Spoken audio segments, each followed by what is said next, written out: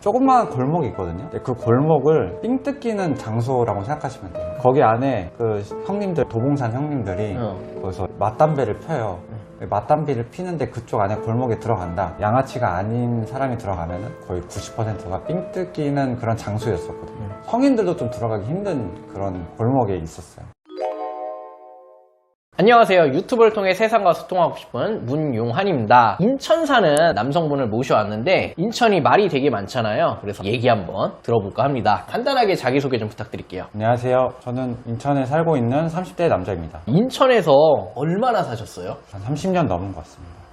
그래요? 그리고 마계 인천이라고 하잖아요. 이게 무슨 말이에요? 뭐 안 좋은 뜻이겠죠. 뭐 타 지역 사람들이 좀 인천 보고 마계라고 하더라고요. 저도 이제 동호회 하다가 이제 부평 사람을 만났었어요. 근데 저보고 어디 사네요? 나 주안에 산다 하니까 거기가 진짜 마계 아니에요? 라고 하더라고요. 내가 거기 산다고 하니까 조금 눈빛이 좀 달라지더라고요. 저는 이제 좀 선한 이미지다 보니까 얘 거기 살았으니 많이 맞구나 막 이런 생각도 하는 사람도 있었는데 다른 지역으로 뭐 이사를 가고 싶다던가 이런 생각은 없었어요? 근데 이제 뭐 20살 때, 21살 때 보면은 그런 이미지들이 좀 남다 보니까 탈출해야겠다 생각을 들었는데 이게 사람이라는 게 조금 적응하잖아요. 계속 어렸을 때부터 살았으니까 여기 사는 거에 좀 익숙해지고 근데 거기 안에서도 또 여고가 있었어요. 제가 예전에 살았던 빌라 쪽에 그 여자들이 담배를 그렇게 많이 펴요. 그래가지고 좀 항의들을 많이 들어왔었는데 그 골목골목 안에 거기 안에 선도부리들이 골목 안에 담배 피는 애들 또 잡고 막 그런 경우 있었다. 그때가 2014년, 15년도였으니까 그때까지도 그런 이미지들을 좀 있었던 것 같아요. 인터넷, 유튜브 이런 데서 운봉공고? 뭐 이런 학교 얘기도 들어보고 했는데 그 학교 아시나요? 당연히 알고 있죠. 제가 그 운봉공고 옆에 있는 학교를 다녔었는데요. 근데 사람들은 커뮤니티에서 운봉공고 막 이렇게 얘기를 했잖아요. 근데 사실 거기 안에 운봉공고만 있는 게 아니고요. 운산공고, 그다음에 항도 이렇게 해가지고 저희 세대 안에서는 그 도봉산이라고 불렀었어요. 그래서 그 도봉산이 항도, 운산이거든요. 그 학교가 실업계인데 인천의 꼴찌들이 다니는 학교들이 도봉산이라고 했었어요. 근데 커뮤니티에서는 운봉공고만 좀 이슈가 됐었는데 사실 항도, 운산 이 학교도 만만치 않았었던 거죠. 근데 이제 거기 안에 이제 제물포역이 있어요. 조그마한 골목이 있거든요. 근데 그 골목을 삥 뜯기는 장소라고 생각하시면 돼요. 거기 안에 그 형님들, 도봉산 형님들이 거기서 맞담배를 펴요.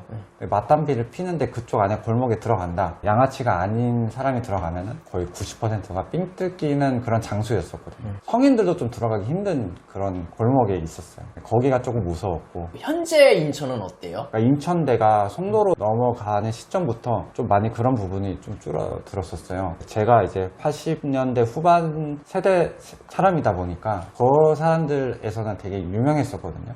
지금은 좀 잘 모르겠어요. 네, 왜냐면 도봉산이 지금 없어졌거든요.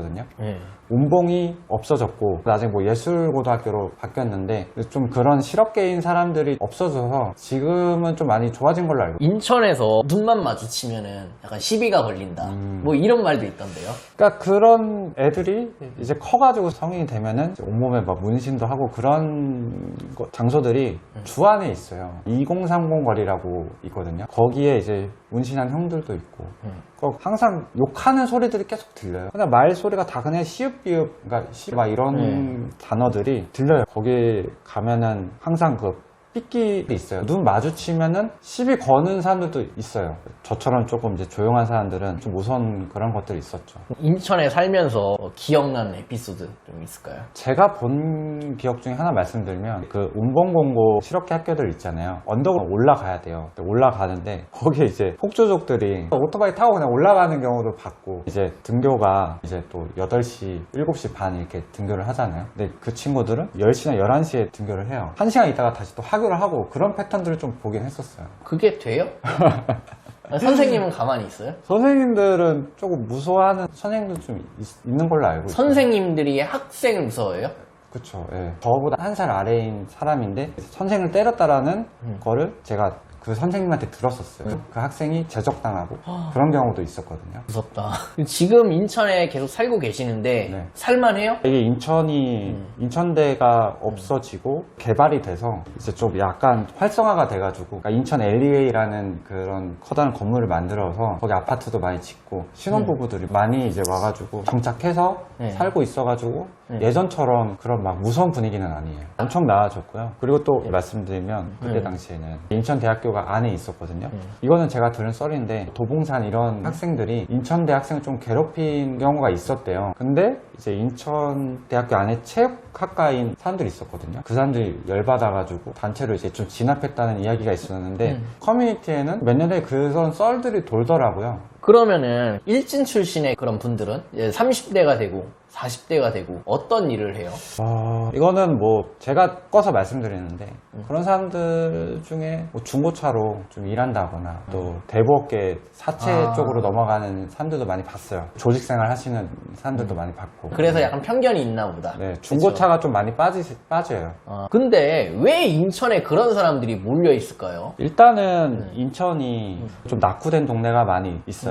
동인천, 제물포, 뭐 주안, 보화동 이런 쪽에는 좀 낙후된 동네다 보니까는 그때 당시에는 그래서 많이 질이 안 좋은 사람들도 있고 가정환경을 좀 제대로 못 받아서 인천이 그런 면에서 좀 많이 있었던 것 같았었어요. 우리 출연자분도 좀 안 좋은 일에 휘말려가지고 힘든 일을 겪은 적이 있어요. 좀 재밌는 에피소드인데 친구들끼리 고등학교 2학년 때, 3학년 때 길거리 갔는데 여자들이 갑자기 이제 저보다 좀 나이 많은 누나들이었나 봐요. 막 소리를 지르면서 돈 있냐고 막 그랬었어요. 그래서 저 돈 없는데요? 라고 하니까 그냥 보내주는데 친구가 한 1,000원이 있었나 봐요. 뜯겼어요. 저는 그 누나들의 얼굴을 봤거든요. 무서운 누나다 했는데 이게 제가 대학교를 입학을 했거든요. 거기서 그 누나를 마주친 거예요. 그 돈 뺏은 누나를 마주치고 그 누나가 저를 알아본 거예요. 그러니까 그 누나가 이제 상황이 반대가 돼버린 거예요. 왜냐면 내가 이 누나 나한테 삥 뜯으려고 했다 이런 얘기를 하면은 학교 내에 소문이 퍼질까봐. 그래서 이 누나가 저만 보면은 좀 덜덜덜 떠는 그런 건 보였었어요. 그래서 이 누나가 어디 사는지를 물어봤더니 인천이래요. 그래서 인천 중에 또 송도도 있고 부평도 있고 하잖아요.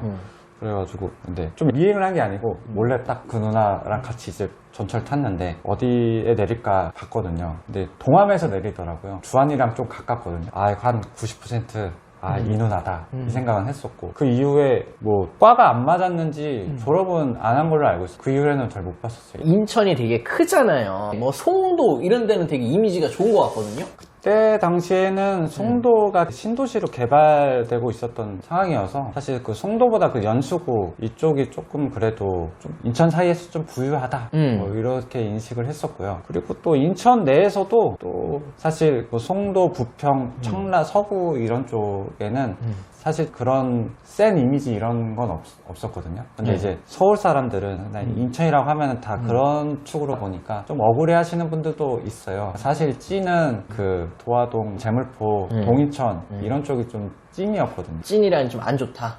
그러니까 진짜 뭐 막의 인천이라고 불리었던 그 지역들이다. 그쪽은 이미지가 좀 그렇게 좋지는 않잖아요. 네. 그러면 경찰들이 좀 특별 관리를 한다던가 이런 건 없나요? 근데 제 동생이 경찰이거든요. 동생이 경찰이에요? 네, 경찰인데 제가 거기서 제일 안 좋은 동네를 맡았거든요. 숭이동 그리고 도화동, 서구 성남동 이런 데 했는데 얘가 거의 정신병 걸릴 정도로 그래요? 많이 스트레스 받아 있었어요. 그러니까 성격이 좀 온화했었는데 사납게 됐어요. 제물포 압력 쪽이거든요. 거기에 조금 못 사는 사람들 좀 있긴 있었나 봐요. 막 소리 지르고 막 그런 민원들이 하루에 막 10건 정도 되니까. 근데 파출소 들어가면 거기 안에서 또 행패 부리고 하는 사람들이 있다 보니까 내가 좀 많이 신경질 좀 이제 동생분 경찰이라고 하셨잖아요. 네. 문신 있고 이런 사람들 있잖아요. 이런 사람들이 뭐 경찰한테 시비를 걸고 그러진 않을 거 아니에요? 근데 그런 사람들보다 나이 드신 분, 60대, 70대 술 먹고 행패 부리시는 분, 그분들이 대부분이었고요. 또 문신 있는 형들은 생각보다 이렇게 시비를 잘 안 걸으세요. 좀 쫄아 있으니까 경찰에. 네. 조심하는구나. 그러면 우리 출연자분은 동생 덕을 좀 보나요? 딱히 그런 건 없고 뭐 그렇게 또 동생한테 혜택 받고 싶지도 않고. 동생이랑 같이 살아요? 아니요, 동생 결혼해서. 동생 어디 살아요? 동생도 같은 동네에 삽니다.